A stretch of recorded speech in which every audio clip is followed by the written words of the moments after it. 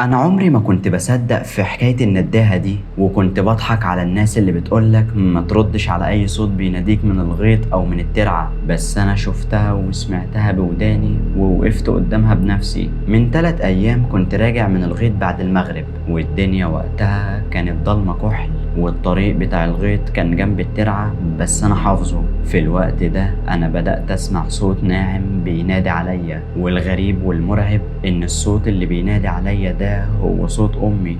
طب إزاي وأنا أمي أصلا متوفية؟ حكايتنا بتبتدي مع كريم اللي عنده 29 سنة، وكريم بيحكي وبيقول: أنا بشتغل مع أبويا في الأرض بتاعتنا من وأنا عيل صغير، وكنت دايما متعود أنا وأبويا بنخلص الشغل في الغيط وبنروح سوا. ولكن في يوم من الأيام والدي كان تعبان، فقلت له: خلاص يا حاج ارتاح أنت وأنا هروح أخلص الشغل. ولكن والدي كان رافض إن أنا أروح الغيط لوحدي، وده بسبب اللي بيحصل في القرية واللي إحنا بنسمعه. أنا من قرية ريفية في إحدى القرى في صعيد مصر. المهم إن إحنا في القرية بتاعتنا ناس كتير بتختفي من غير أي سبب. اللي يقولك أصل النداهة ندهته، واللي يقولك ده في غيلان في القرية هي اللي بتعمل كده. أنا بقى ما كنتش مصدق أي حاجة من الكلام ده، وكنت دايما بقول دي خرافات لا أكتر ولا أقل. وزي ما قلتلكم والدي كان رافض إن أنا أروح الغيط لوحدي، ولكني أقنعته وقتها ورحت للغيط. ويا ريتني ما عملت كده، وفعلا رحت للغيط وخلصت شغل على بعد المغرب، والدنيا وقتها كانت ضلمة كحل ومفيش أي صوت غير صوت صراصير الليل. والطريق اللي بيودي للبيت زي ما قلتلكم كان موجود جنب الترعة مباشرة، يعني على شمال الغيطان وعلى يمين الترعة. وفي الوقت ده وانا ماشي سمعت صوت ناعم بينادي عليا: كريم تعالى يا حبيبي. والصوت ده ما كانش غريب عليا، ده صوت امي. ايوه صوت امي، نفس الحنية ونفس نبرة صوتها اللي كانت بتنادي عليا بيها وانا صغير. ساعتها انا حسيت برعشة في جسمي كده مش طبيعية، وقلت لنفسي طب ازاي ده انا امي متوفية من 5 سنين.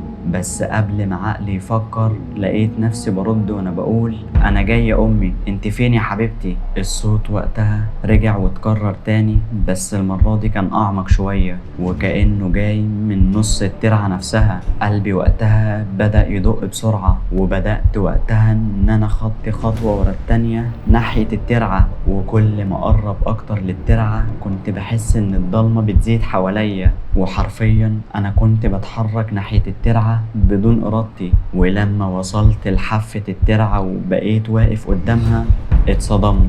شفت واحدة لابسة اسود في اسود كانت واقفة ومدياني ظهرها. شعرها كان طويل جدا وكان مبلول، ولما ركزت اكتر اكتشفت ان ده نفس شعر امي ونفس التسريحة اللي كانت بتعملها. وانا مذهول بدأت ان انا اقرب منها اكتر. في الوقت ده بدأت هي تلف وشها كده ناحيتي بالراحة، واتصدمت لان دي ما كانتش امي ابدا. وشها ما كانش وش بني ادمة، ده وش من غير ملامح. العيون سودة بالكامل ومفيهاش بياض، وبقها كان مفتوح على الاخر. في الوقت ده انا حسيت رجلي اتخشبت في مكانها ومش عارف اتحرك، وما كنتش سامع اي صوت غير صوت نبض قلبي اللي كان في وداني. وبدأت وقتها ان هي تمدلي ايدها اللي كانت مليانة بالطين، علشان في اللحظة دي انا كمان لقيت نفسي بمد ايديا ليها من غير ارادتي. وفجأة كل حاجة حواليا اختفت لاني فقدت الوعي.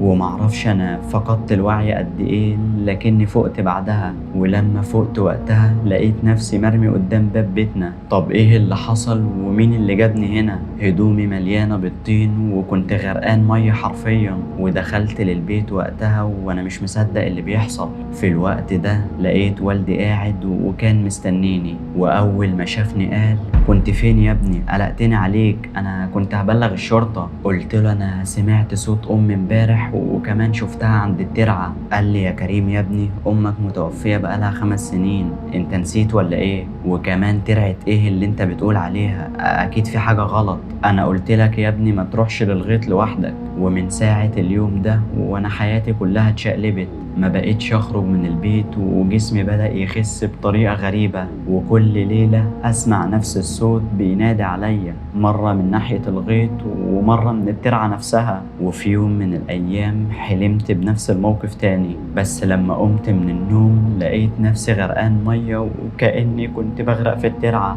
وفضلت 3 شهور على الوضع ده، لا باكل ولا بشرب ولا بخرج من البيت. وقتها والدي لما شاف حالتي كل يوم بتسوء عن اليوم اللي قبله كلم الشيخ صالح، وقتها شيخ كبير عندنا في القرية. وفعلا الشيخ صالح جالنا البيت وبدأت ان انا احكي له على كل اللي حصل.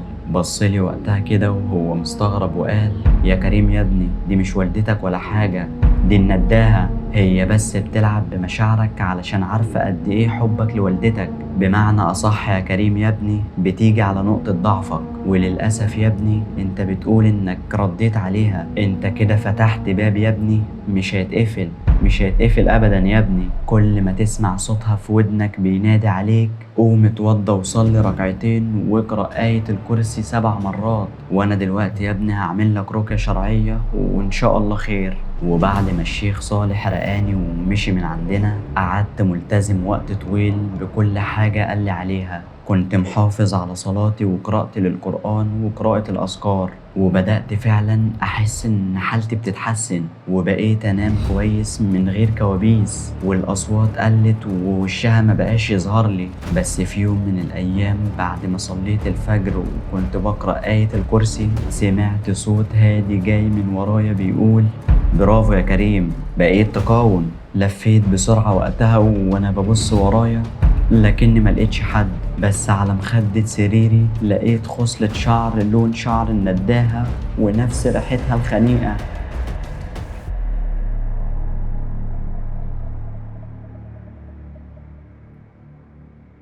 هل فعلا في حاجة اسمها النداهة ولا هي مجرد أسطورة؟ اكتب لي رأيك في الكومنتات علشان يهمني ان اشوفه. ولو حصل لك موقف مرعب وغريب قبل كده، انا مستني اسمعه منك. ولو وصلت لحد هنا فكده بتكون انتهت قصتنا، اللي لو عجبتكم ما تنسوش تقولوا لي رأيكم في الكومنتات، وتشتركوا في القناة وتفعلوا زر الجرس علشان يوصل لكم كل جديد.